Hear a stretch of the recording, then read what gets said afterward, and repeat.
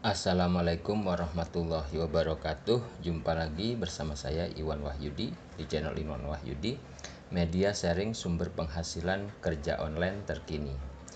Pada video ke-8 ini kita akan membahas tentang kekurangan menggunakan CMS WordPress Set House, atau mudahnya kita sebut aja kekurangan menggunakan WordPress gitu ya. Jadi di samping kelebihannya, WordPress juga mempunyai kekurangan. Diantaranya nomor satu, biaya hosting yang mahal.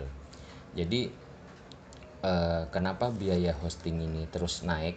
Karena menyesuaikan dengan dolar ya. Sedangkan tentunya kita sebagai blogger menginginkan traffic blog kita terus bertambah.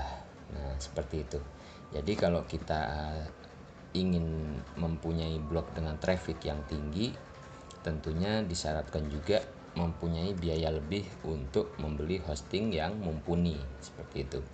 Yang kedua adalah loading web saat traffic tinggi. Nah, saat sebuah web itu trafficnya tinggi, tidak jarang terjadi web kita itu down. Seperti dulu saya awal memulai main blog itu pada tahun 2014 ya. Tahun 2014 saya sangat awam sekali saat itu. Saya belajar otodidak WordPress.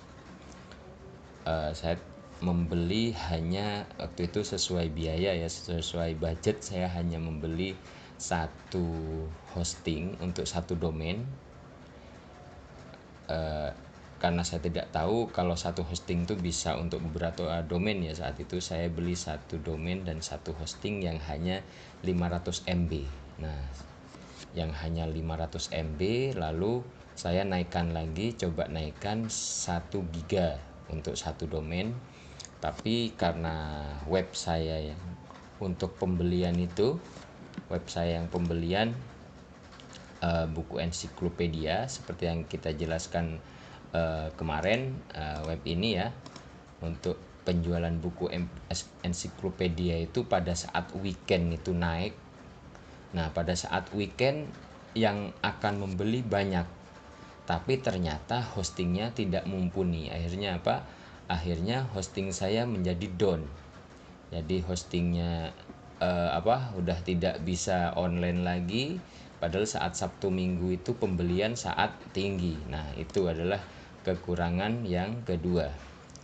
Yang ketiga adalah faktor keamanan. Jadi faktor keamanan, dulu pernah web saya yang ini ya, yang untuk jasa penulisan itu pernah di spam.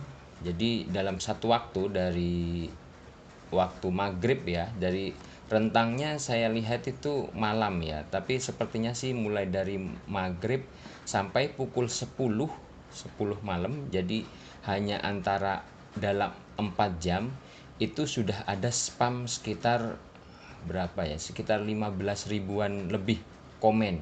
Jadi di spam komen ya, websitenya ini di spam komen. Nah, jadi itu dari segi faktor keamanan, dari segi security problemnya seperti itu. Jadi kalau sudah di spam komen itu ya mungkin mereka menganggap bahwa web ini lumayan bagus, karena itu mereka men-spam komen untuk kepentingan mereka, pastinya seperti itu. Lalu yang keempat adalah update versi plugin yang tidak kompatibel dengan web. Nah, ini contohnya ya. Kita coba melihat di dalam sini. Kita coba lihat. Kita tutup dulu ya. Kita coba lihat ini plugin yang sudah diinstal. Plugin yang sudah diinstal sesuai dengan kebutuhan saya, misalkan ini ya, misalkan Sitekit by Google. Nah, ini versi 1.81.0 atau WP Rocket 3.10.10. Nah, kadang kita melakukan update plugin ini berbenturan dengan fungsi WordPress sendiri. Jadi misalkan Saat kita update WordPress, di sini kadang ada pemberitahuan ya di bawah itu. Nah, ini version nggak terlihat ya di sini, versi 6.0. Jadi saat kita melakukan pembaharuan versi WordPress, ternyata berbenturan dengan salah satu plugin. Atau sebaliknya, kita melakukan pembaharuan plugin ini ternyata mengganggu fungsi dari plugin-plugin yang lain.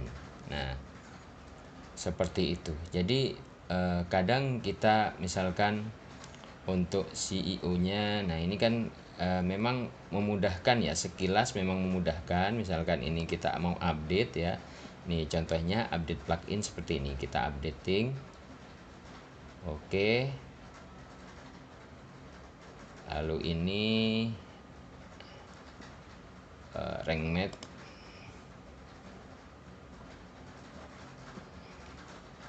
redirection, sitekit.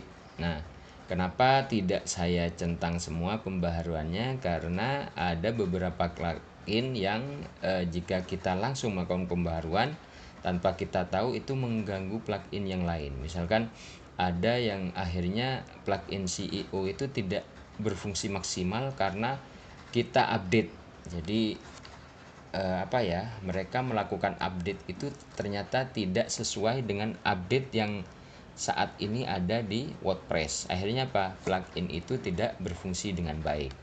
Seperti itu. Jadi memang untuk lebih amannya bagi saya sendiri, entah saya itu memakai Blogspot atau WordPress, saya harus mempunyai teman atau rekanan yang ahli dalam dua hal itu, yang paham WordPress atau coding, yang paham tentang CMS WordPress, baik itu mengenai tampilan dan sebagainya macamnya, dan juga yang paham coding untuk Blogspot. Nah, seperti itu.